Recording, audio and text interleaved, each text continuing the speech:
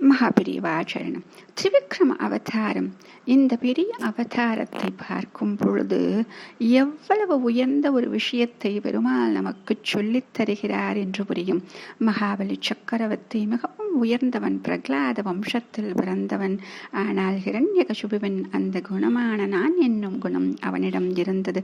அதனால் அவனிடம் அந்த குணத்தை மட்டும் நீக்கிவிட்டு அவனை தன்னுடன் சேர்த்துக்கொள்ள அந்த பெருமாள் ஆசைப்பட்டார். அதற்காகத்தான் அவனை அந்த பாதாள லோகத்திற்கு செல்லும்படி அவனுடைய தலை மீது, அவனுடைய சிரசின் மீது தன்னுடைய பாதத்தை வைத்து அந்த அகங்காரத்தை அழித்து விட்டார்.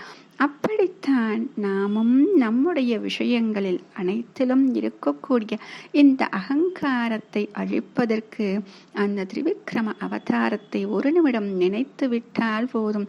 என்ன செய்வாராம் அந்த பெருமாள்? இதோ நான் வந்தேன் என்று வந்து நிற்பார். உடனே நாம் என்ன செய்ய வேண்டும் என்றோ, தந்தேன் என் சிரசை, இதோ நீ ஏற்றுக்கொள் என்று நம்முடைய சிரசை அவனுடைய திருவடியின் கீழ் வைத்து விட்டால் போதும். அவனுடைய திருவடி நம் சிரசின் மீது பட்டவுடனேயே எப்படி ஆகுமாம் இந்த ஜீவன்? இதோ இந்த தாமரை பூக்களை போல அப்படி ஆகிவிடுமாம். எதனால் இந்த தாமரை பூக்கள்? தாமரை பூக்கள் தான் சேற்றில் இருந்தாலும் அதில் ஒட்டாமல் இருக்கும் என்று சொன்னோம்.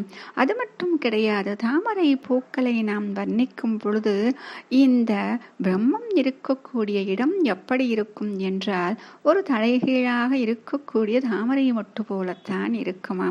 அப்படி நம்மிடம் அந்த பிரம்மம் இருக்கிறது என்ற நிலையை நாம் உணர்ந்து விடுவோமா. அதற்காக இந்த திரிவிக்ரம அவதாரத்தை இன்று நாம் பாடி இதோ இன்று நாம் அவனுக்காக காத்திருப்போம். அவன் திருவடி நம் சிரசின் மீது படட்டும். நாமும் இந்த தாமரை போல மலர்ந்து இதோ உள்ளே இருக்கக்கூடிய அந்த பிரம்மமாகிய பிரகாசமான ஒளியை நாமும் காண்போம். மகாபெரிவாச்சரணம்.